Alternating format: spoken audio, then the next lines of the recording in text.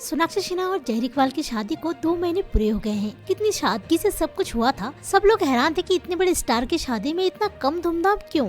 दरअसल इसके पीछे एक दिलचस्प वजह है। सोनाक्षी ने खुद बताया कि उन्होंने अपनी शादी को बहुत छोटा और सिंपल क्यों रखा। उन्होंने कहा कि उनके भाई कुश की शादी में बहुत सारी रस्में थी। वो सब देखकर उन्होंने मन ही मन ठान लिया था कि उनकी शादी बिल्कुल अलग होगी। उन्होंने अपनी माँ पूनम से साफ साफ कह दिया था कि वो ऐसी शादी नहीं चाहती। बॉलीवुड की चकाचौंध से दूर सोनाक्षी सिन्हा और जय इकबाल अपनी नई जिंदगी को एंजॉय कर रहे हैं। एक तरफ जहाँ सोनाक्षी एक मशहूर परिवार से ताल्लुक रखती है, वहीं उन्होंने अपनी शादी को बेहद सादगी से मनाया। एक्ट्रेस ने खुद इस सवाल का जवाब दिया है और बताया कि उन्होंने इस तरह की शादी क्यों चुनी।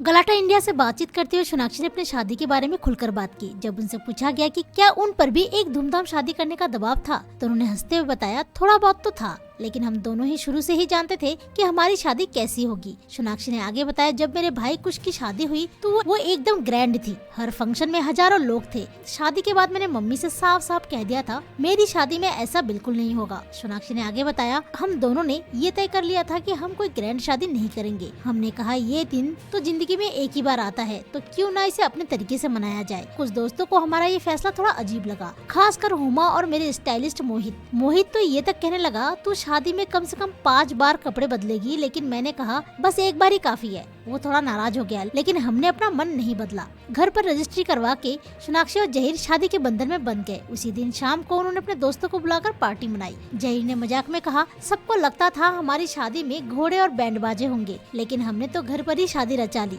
7 साल का इंतजार खत्म हुआ और दोनों एक हो गए। ऐसी न्यूज़ अपडेट रहने के लिए वाहियात टॉक को सब्सक्राइब करें।